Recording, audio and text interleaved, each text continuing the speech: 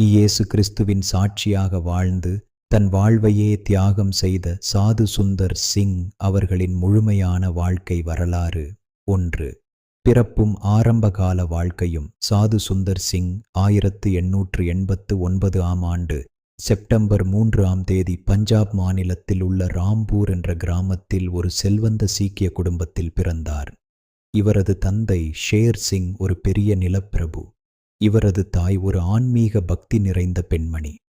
அவர் சுந்தர் சிங்கிடம், நீ வளர்ந்தவுடன் ஒரு சாதாரண மனிதனாக வாழாமல் ஒரு சாதுவாக துறவியாக வாழ வேண்டும் என்று அடிக்கடி கூறுவார்.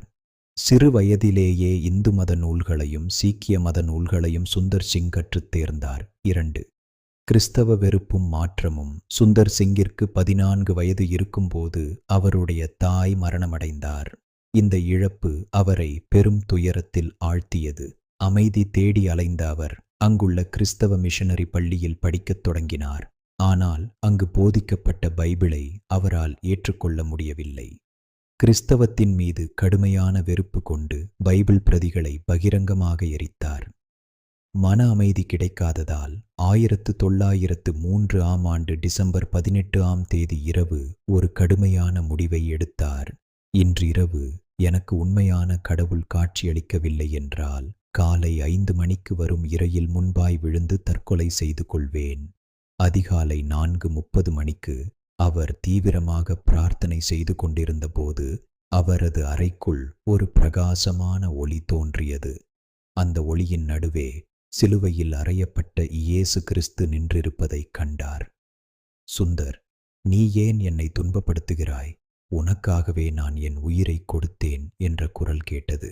அந்த நிமிடமே சுந்தர் சிங்கின் இருதயம் மாறியது. அவர் இயேசுவை தன் இரட்சகராக ஏற்றுக்கொண்டார். 3. குடும்பத்தின் எதிர்ப்பும் தியாகமும். சுந்தர் சிங் கிறிஸ்தவராக மாறியதை அவரது குடும்பத்தினரால் ஏற்றுக்கொள்ள முடியவில்லை. அவரது தந்தை மற்றும் உறவினர்கள் அவரை மதம் மாறும்படி வற்புறுத்தினர். சொத்துக்களை தருவதாக ஆசை காட்டினர். எதற்கும் அவர் மசியாததால் அவரது உணவில் விஷம் வைக்கப்பட்டது. உயிருக்கு ஆபத்தான நிலையில் வீட்டை விட்டு துரத்தப்பட்டார். ஒரு மிஷனரி மருத்துவமனையின் உதவியால் விஷத்திலிருந்து உயிர் பிழைத்த அவர் 1905 ஆண்டு செப்டம்பர் 3 அவரது 16வது பிறந்த நாளில் சிம்லாவில் உள்ள ஒரு தேவாலயத்தில் திருமுழுக்கு பாப்டிசம் பெற்றார். 4. சாது என்ற புதிய பாதை. கிறிஸ்தவத்தை பரப்ப நினைத்த சுந்தர் சிங் மேற்கத்திய ஆடைகளையோ அல்லது பாதிரியார் உடைகளையோ அணிய விரும்பவில்லை. இந்திய மக்களுக்கு அவர்கள் பாணியிலேயே சுவிசேஷத்தை சொல்ல விரும்பினார். 1906 சாது உடை தரித்தல். தனது 17வது வயதில் மஞ்சள் நிற காவி உடையை உடுத்தி காலணிகள் இன்றி கையில் பைபிளை மட்டும் ஏந்தி ஒரு கிறிஸ்தவ சாதுவாக தன் மிஷனரி பயணத்தை தொடங்கினார். 1909 வழக்கமான படிப்பை கைவிடுதல். லாகூர் செமினரி கல்லூரியில் சேர்ந்து சில காலம் படித்தார்.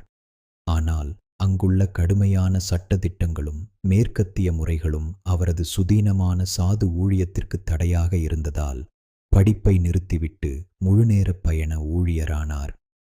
1918 முதல் 1922 வரை உலகப் பயணங்கள்.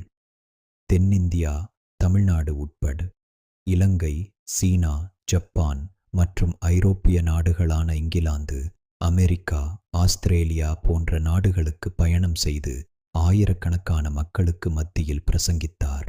5. திபெத் நாட்டின் ஆபத்தான பயணங்கள். சாது சுந்தர் சிங்கின் வாழ்க்கையில் மிக முக்கியமான பகுதி திபெத் நாட்டு பயணமாகும். அந்த நாட்களில் திபெத் ஒரு மூடிய நாடாகவும் பௌத்த மதத்தை தவிர வேறு மதங்களை பரப்புவோருக்கு மரண தண்டனை விதிக்கும் நாடாகவும் இருந்தது. கடும் குளிரும் பாதைகளும் இமயமலையின் பனிப்பொழிவு, உறைபனி மற்றும் கரடுமுரடான மலைப்பாதைகளை கடந்து வெறும் கால்களுடன் சுந்தர் சிங் ஒவ்வொரு ஆண்டும் திபெத்திற்குள் நுழைந்தார். அதிசய கதறல், தி வெல் ஆஃப் டெத். ஒருமுறை திபெத்தில் அவர் பிடிபட்ட போது அங்கிருந்த லாமாக்கள் அவரை மரணக் கிணற்றில், பிணங்கள் போடும் கிணறு, வீசினர். கிணற்றின் கதவு பூட்டப்பட்டது. 3 நாட்கள் அந்த பூட்டப்பட்ட கிணற்றுக்குள் பசியோடும் துர்நாற்றத்தோடும் ஜெபித்து கொண்டிருந்தார். 3ஆம் நாள் இரவு யாரோ ஒருவர் கிணற்றின் கதவை திறந்து கயிற்றை இறக்கி அவரை வெளியே தூக்கினர். மேலே வந்து பார்த்தபோது அங்கு யாரும் இல்லை. தேவதூதனே தன்னை மீட்டதாக அவர் சாட்சி பகர்ந்தார். 6. இறுதி நாட்களும் மர்மமான மறைவும் அதிகப்படியான பயணங்கள் மற்றும் திபெத்தில் அனுபவித்த சித்திரவதைகள் காரணமாக அவரது உடல்நிலை மிகவும் பலவீனமடைந்தது. அவரது ஒரு கண் பார்வையும் மங்கியது. இருப்பினும் திபெத் மக்கள் மீது இருந்த அன்பின் காரணமாக 1929ஆம் ஆண்டு ஏப்ரல் மாதம் தனது 39வது வயதில் மருத்துவர்களின் எச்சரிக்கையையும் மீறி மீண்டும் திபெத் நோக்கி புறப்பட்டார். இமயமலை பாதையில் அவர் நடந்து செல்வதை சிலர் பார்த்ததே கடைசி. அதன் பின் அவர் திரும்பி வரவே இல்லை. அவர் பனியில் உறைந்து இறந்தாரா அல்லது திபெத்தியர்களால் கொல்லப்பட்டாரா என்பது இன்று வரை ஒரு மர்மமாகவே உள்ளது. அவரது வாழ்வின் தத்துவம்: நான் இந்தியர்களுக்கு ஒரு புதிய அந்நிய மதத்தை கொடுக்க வரவில்லை. ஜீவ தண்ணீரை, இயேசுவை ஒரு இந்திய பாத்திரத்தில் வைத்து அவர்களுக்கு கொடுக்கிறேன்.